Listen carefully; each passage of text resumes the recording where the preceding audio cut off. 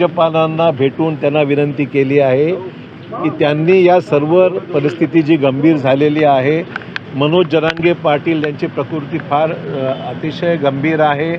त्यांनी अनशन सुरू केलेलं आहे, पाणी ते पित नाही आहेत, प्रकृती त्यांची खालावलेली आहे. अशा परिस्थितीमध्ये राज्यपाल महोदयांनी तातडीने हस्तक्षेप करावा.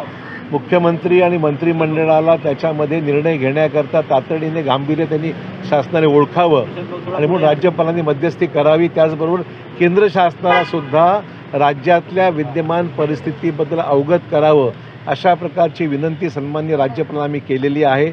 नुकत्याच झालेल्या पत्रकार परिषदेमध्ये मुख्यमंत्र्यांनी सांगितलेलं आहे की 1,72,000 साधारण 1,72,00,000 लोकांच्या त्यांनी शिंदे समितीने मागणी दस्तावेज पाहिले आणि त्यातून साधारण 11,530 लोकांना कुणबी समाजाचं प्रमाणपत्र देण्यासंदर्भात परिस्थिती असल्याचं त्यांनी सांगितलेलं आहे.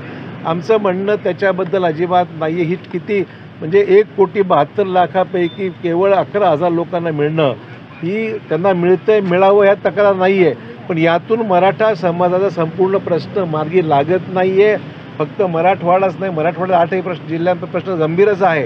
परंतु मराठा आरक्षणाचा विषय हा मराठवाडा, उत्तर महाराष्ट्र, पश्चिम महाराष्ट्र, कोकण, विदर्भातलाही काही भाग अशा स्वरूपाचा प्रश्न हा सर्वत्र आहे आणि त्यामुळे ह्याच्यावर फक्त भागेल असा विषय नाही आहे. आणि मला मुद्दाम सांगितलं पाहिजे, दुर्दैवाने मुख्यमंत्र्यांच्या आजच्या स्टेटमेंटमध्ये काही राजकीय स्टेटमेंट्स आले, हे दुर्दैवाची बाब आहे. आमचं म्हणणं एवढंच आहे, शिंदे समितीने सुद्धा अहवाल देत असता म्हणजे न्यायमूर्ती भोसलेंनी जो नंतर त्यांचं सुप्रीम कोर्ट जजमेंट नंतर जो अहवाल दिलेला आहे त्यात स्पष्ट म्हटलेलं आहे की सर्वात उत्कृष्टपणे राज्य सरकारने केंद्रामध्ये बाजू आपली सुप्रीम कोर्टात मांडलेली आहे. All the best legal minds have appeared before the supreme court. केवळ सरकारचंच नव्हे, अन्य ज्या लोकांनी सुद्धा हस्तक्षेप याचिका दाखल केल्या होत्या त्यांनीसुद्धा अतिशय चांगल्या पद्धतीने बाजू मांडल्याचा निर्वाळा retired chief justice Dilip Bhosale यांच्या अहवालात स्पष्ट आहे. ते कदाचित मुख्यमंत्र्यांनी पाहिलं नसावं. आम्हाला याच्यामध्ये कुठलं राजकारण करायचं नाही आहे, तर पॉलिटिकल स्टेटमेंट न देता आज जी परिस्थिती गंभीर निर्माण झालेली आहे ते गांभीर्य लक्षात घेऊन याच्यामध्ये निर्णय तातडीने घेतला पाहिजे. कसा निर्णय घ्यायचा, काय निर्णय घ्यायचा, अनेक लिगल ऑप्शन्स आहेत. सर्वात उत्कृष्ट त्यांच्याकडे सल्लामसलत करणारे ॲडव्होकेट जनरल असतील, बाकी अन्य लोक असतील. हा निर्णय झाला पाहिजे.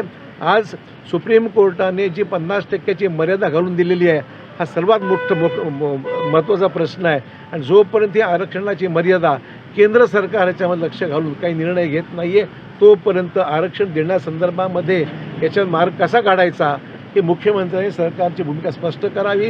विधिमंडळाचं अधिवेशन राज्यामध्ये तातडीने बोलवावं आणि विधिमंडळाच्या अधिवेशनाच्या कालावधीमध्ये सर्व लोकप्रतिनिधीचं म्हणणं काय आहे. एकीकडे आज प्रकाश सोळंकेंच्या घराला आग लावलेली आहे, त्यांच्या गाडीवर तिथे काही ठिकाणी दगडफेक होते आहे, काही ठिकाणी ही परिस्थिती चिघळत चाललेली, हाताबाहेर चाललेली आहे आणि म्हणून तातडीने अधिवेशन बोलवावं. लोकप्रतिनिधीचं म्हणणं काय ते ऐकून घ्यावं आणि सरकारने या अधिवेशनामध्ये निर्णय घेऊन हा प्रश्न कायमचा मार्गी लावावा अशी विनंती आहे. आणि जरांगे पाटलांनाही विनंती आहे की त्यांनीसुद्धा थोडंसं मदत करून याच्यामध्ये आपल्याला थोडीशी प्रकृतीची काळजी घेतली पाहिजे. आम्हा सर्वांना त्यांची गरज आहे, महाराष्ट्र त्यांच्याकडे पाहतो आहे. त्यामुळे जरांगे पाटलांना विनंती आहे की त्यांनी आमची विनंतीला मान देऊन त्यांनी अनशन सोडवावं अशी विनंती आमची.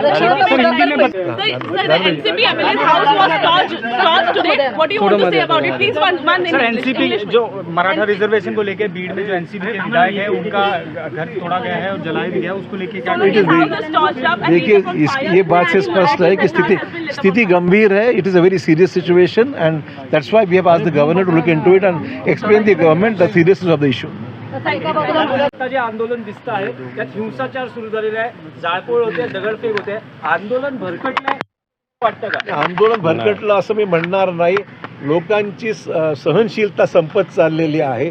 इतक्या वर्षापासून हा विषय सातत्याने प्रलंबित होत चाललेला आहे आणि त्याच्यामुळे लोकांची सहनशीलता संपलेली आहे म्हणून हा विषय असा घडू लागलेला आहे. मला हा त्यांचा प्रश्न आहे.